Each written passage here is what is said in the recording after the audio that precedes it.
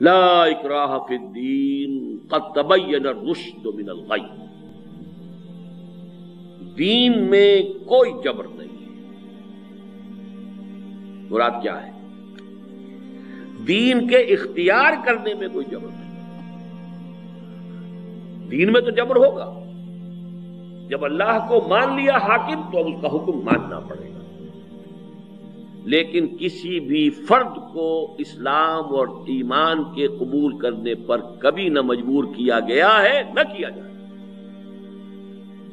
لیکن اس کا ایک غلط مفہوم بھی لوگ لے لیتے ہیں،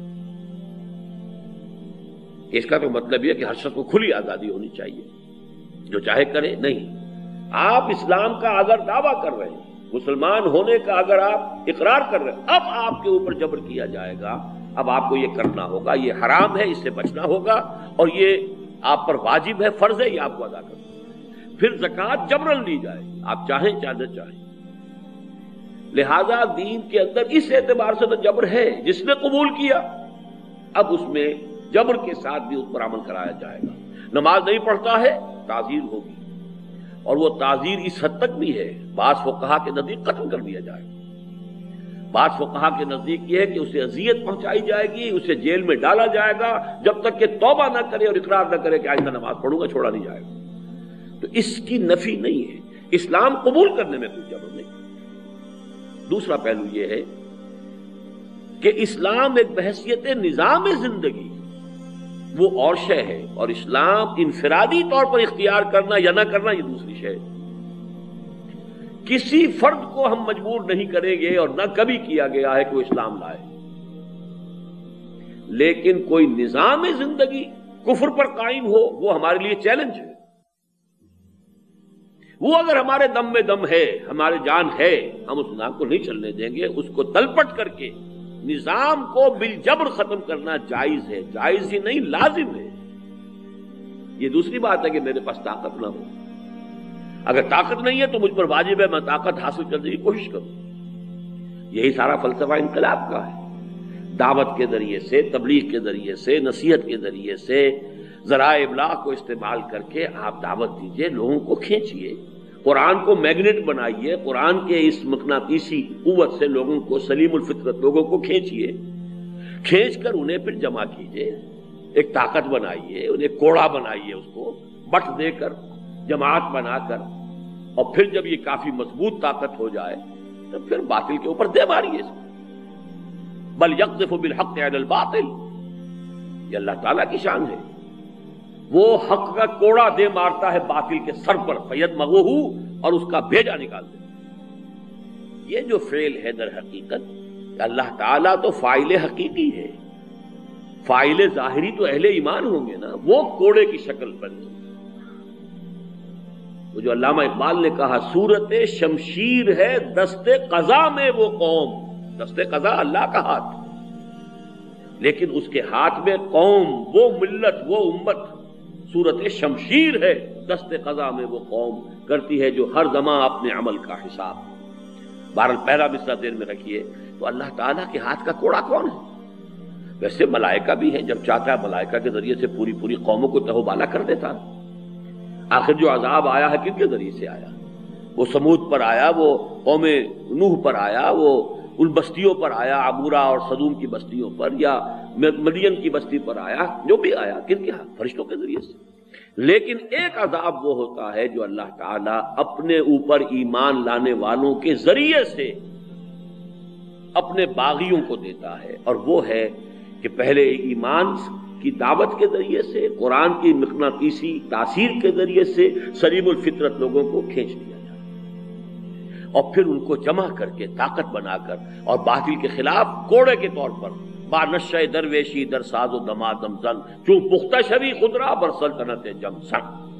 تو دو پہلوؤں سے اکراہ ہے۔ میں نے اس لیے واضح کر دیا کہ عام طور پر ہمارے ہاں کے لبرل لوگ، جی آپ کیوں جبر کرتے ہیں، کوئی ننگا ناچنا چاہتے ہیں ناچے، آپ کیوں کہتے ہیں کہ یہ کام غلط ہو رہا ہے،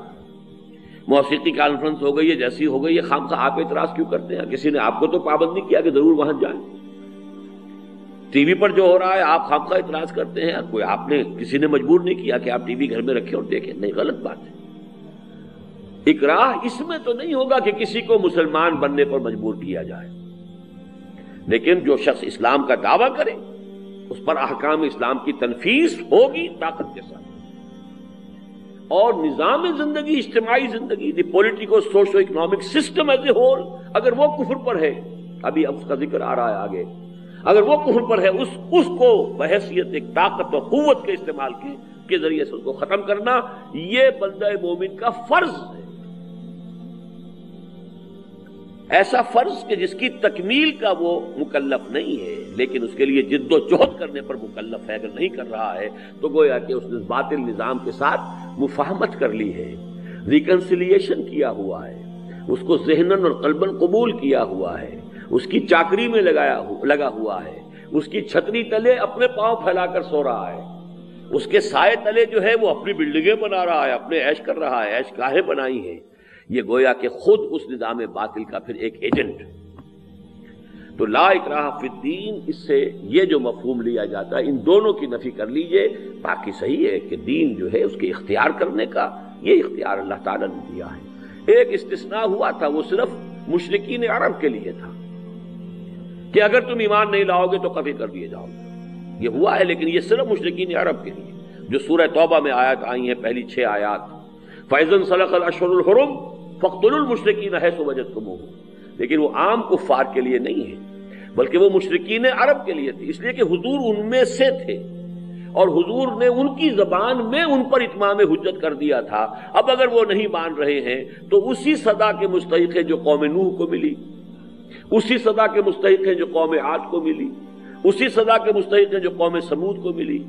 اسی سزا کے مستحق ہیں جو قوم شعیب کو ملی۔ لہذا اس سزا کی صرف بدلی ہوئی شکل یہ ہے کہ قوم ہود پر، قوم صالح پر، اور یہ کہ عبورہ اور صدوم کی بستیوں پر، اور قوم نوح پر اور قوم شعیب پر جو عذاب آئے ہیں اور فرشتوں کے ذریعے سے عذاب بھیج دیا گیا، لیکن مشرکین عرب پر اس عذاب کی دھمکی تھی مسلمانوں کے ہاتھوں کہ یہ مسلمانوں کے ہاتھوں قتل ہو جائیں گے اگر ایمان نہ لائے۔ حالانکہ اسی دور میں جو یہودی تھے اور جو عیسائی تھے، نصرانی تھے، ان کو صاف آپشن دیا گیا، you can remain as Jews, you can remain as Christians and you can leave hair,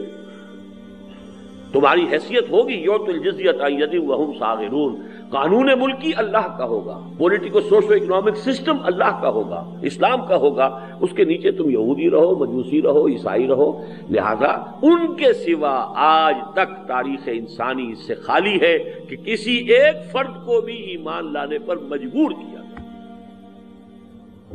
ہاں ایمان لے آئے ہو، اب قانون شریعت نافذ ہو جائے گا تم پر۔